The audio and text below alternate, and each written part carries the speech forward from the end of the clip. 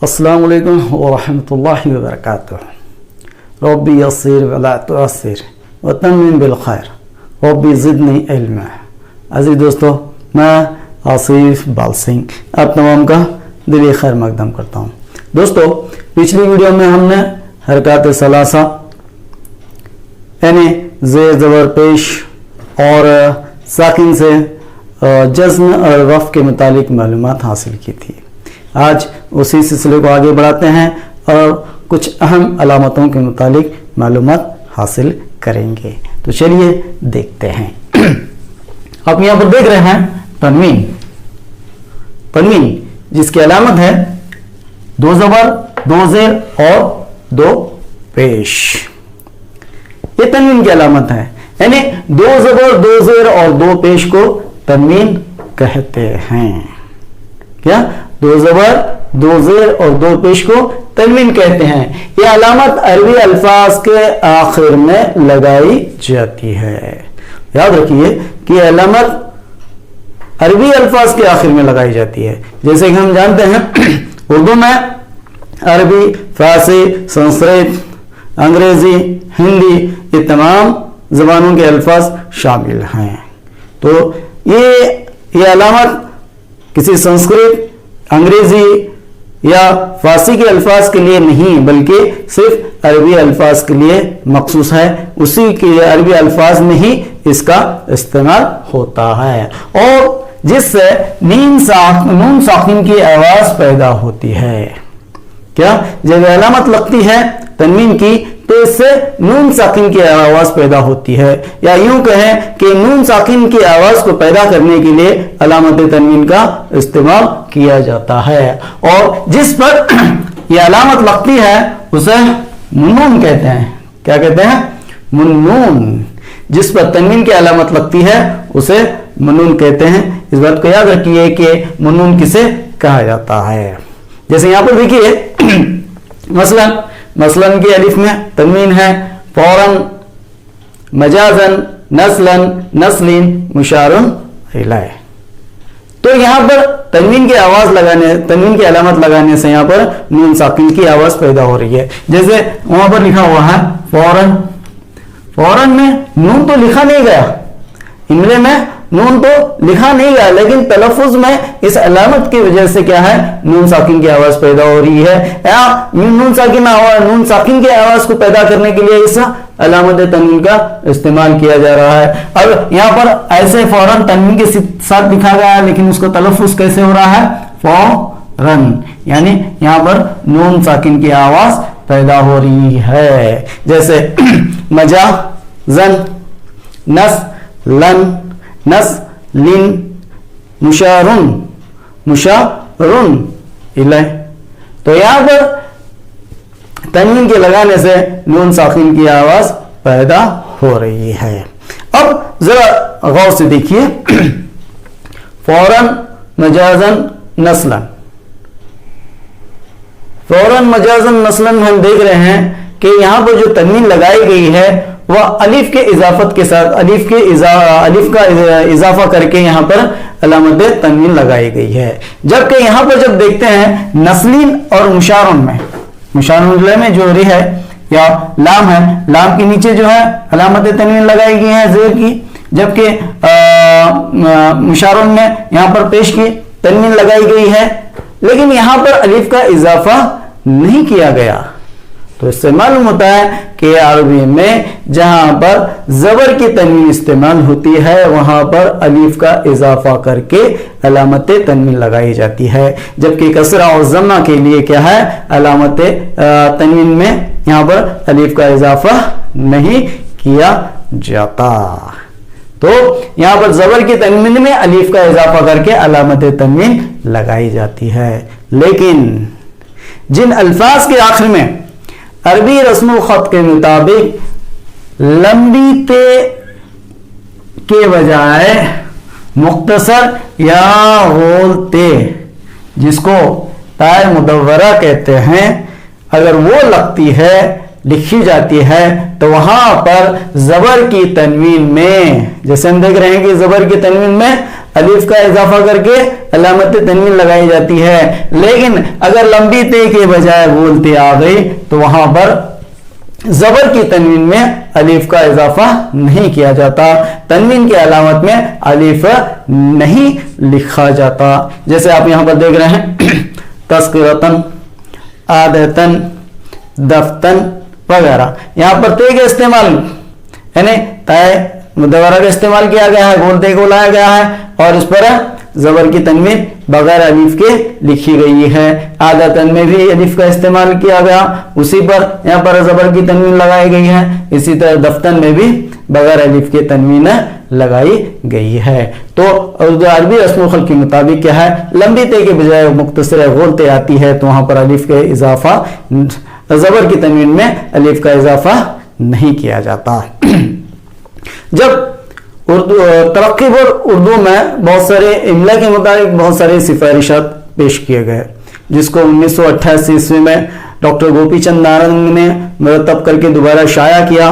اس میں ایک سفارش ڈاکٹر عبدالستار صدیقی کی یہ تھی کہ عربی میں جو تائے مدورہ سے لکھے جانے والے الفاظ ہیں جس پر تنوین کی علامت لگائی جاتی ہے، یہاں پر جب اس کو اردو میں لایا جائے تو تائے مدورہ کی جگہ لمبی تے کا ہی استعمال کیا جائے، کیونکہ اردو میں تائے مدورہ ہوتی ہی نہیں ہے۔ اسی لیے یہاں پر ایسی تے کی جگہ کیا ہے، گول تے کے بجائے یہاں پر لمبی تے کا اضافہ، لمبی تے لکھ کر الف کے اضافے کے ساتھ علامت تنوین لگائے جائے۔ جیسے اب ہم لکھیں گے عادتن، یہ ہے تو اس کو عربی میں کیسے لکھا، یہ تو عادتن عربی کا ہو گیا، ابھی اسے اردو میں لکھنا چاہیے تو اس کو یہاں پر ایک تو لمبی تے لگانا چاہیے اور اس پر الف کا اضافہ کر کے علامت تنوین لگانا چاہیے۔ تو یہاں پر ڈاکٹر عبدالستار صدیقی نے اس سفارش کو پیش کیا اور اس کو اردو میں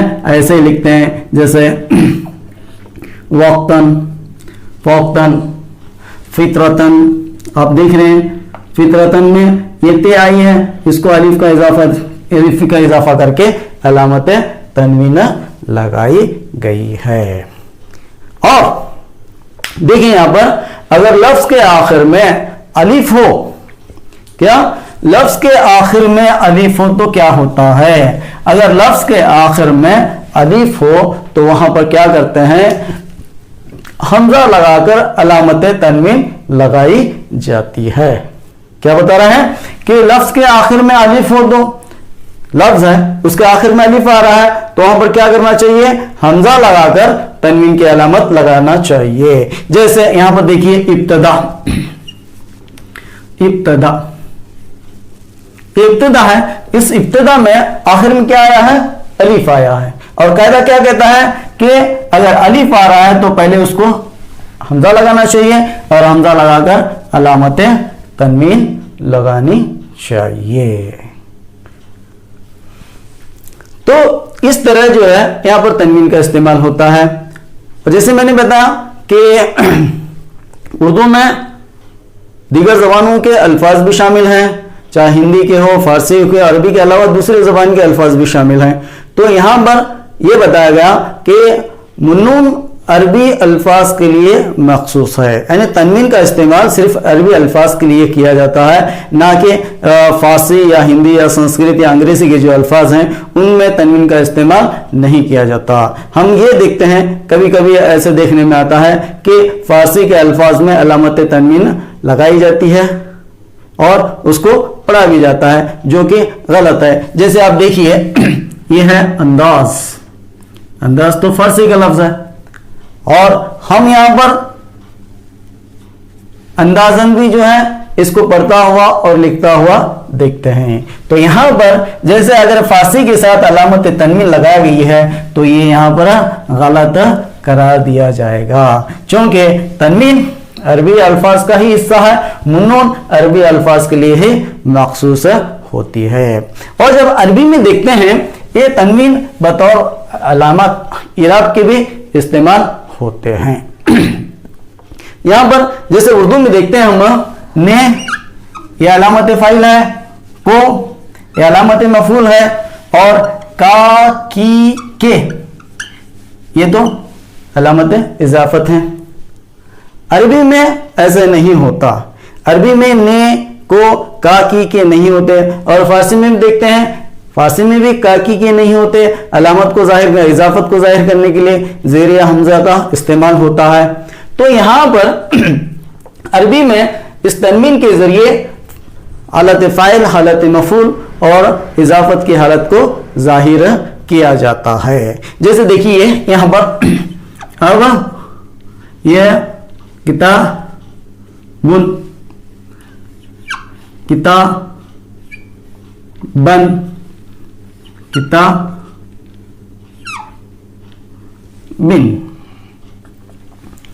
اب یہاں پر دیکھیں گے تو یہ کتابن حالت رفع میں ہے، رفع، اور جبکہ کتاب نصب میں ہے، حالت نصب کی حالت ہے، اور یہ کتابن جو ہے یہ جر کی حالت ہے، یعنی رفع جو ہے یہ فاعل کی حالت کو ظاہر کرتا ہے، نصب مفعول کی حالت کو ظاہر کرتا ہے، جبکہ جر جو ہے یہاں پر اضافت کی حالت ظاہر کرتا ہے۔ اور اس کو ان علامت کے ذریعے پہچانتے ہیں کہ اس میں فاعل کے لیے کون سی علامت لائی گئی ہے، مفعول کے لیے کون سی علامت لائی گئی ہے، اور یہ علامت کس طرح یہاں پر اضافت کو ظاہر کرتی ہے۔ اب تنوین کے بعد ہم آتے ہیں تشدید۔ یہ جو علامت دیکھ رہے ہیں آپ، سین کی ابتدائی جیسی شکل ہوتی ہے اس سے مشابہ یہ علامت تشدید ہے۔ اب اس سے کیا ہوتا ہے، تشدید کیا کام انجام دیتی ہے؟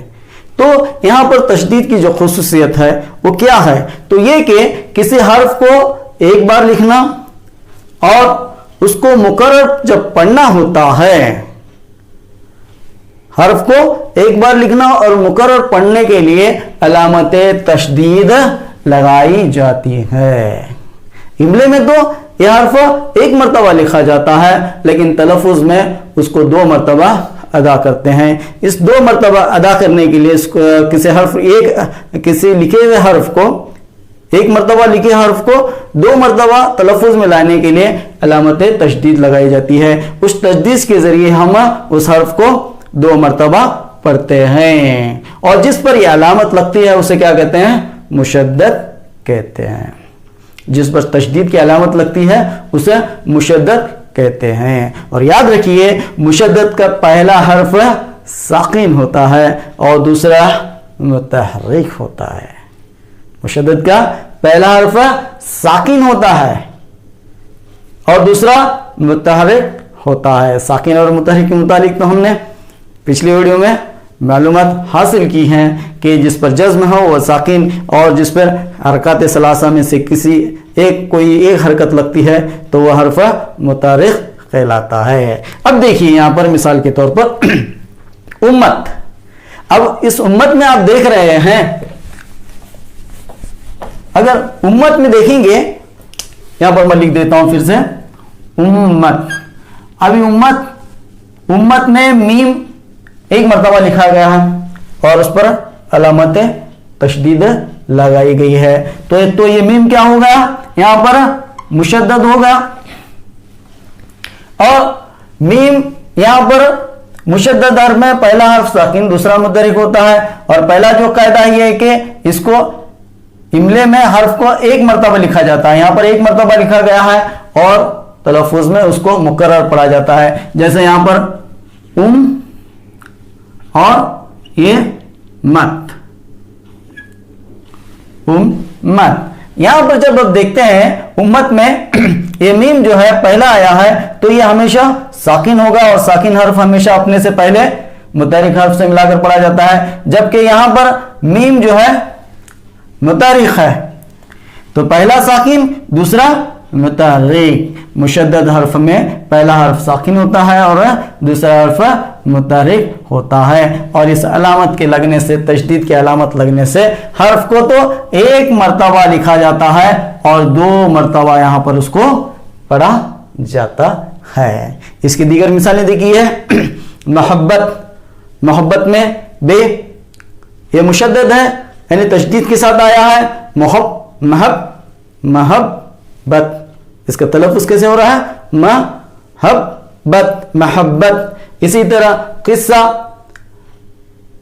قصہ میں صاد مدت مدت میں دال، ذرہ ذرہ میں رے، ملت ملت میں لام، ہمت ہمت ہمت میں میم، ملت میں جیسے دیکھیں ملت، ایک پہلا ساکن اور دوسرا متحرک. تو یہ تمام الفاظ جو ہیں، یہ تمام حروف یہاں پر کیا کہلاتے ہیں؟ مشدد کہلاتے ہیں. اور جس پر یہ علامت لگی ہے وہ تشدید کہلاتی ہے، جس کے لکھنے سے حرف تو ایک مرتبہ املے میں لایا جاتا ہے لیکن تلفظ میں اس کو 2 مرتبہ ادا کرتے ہیں.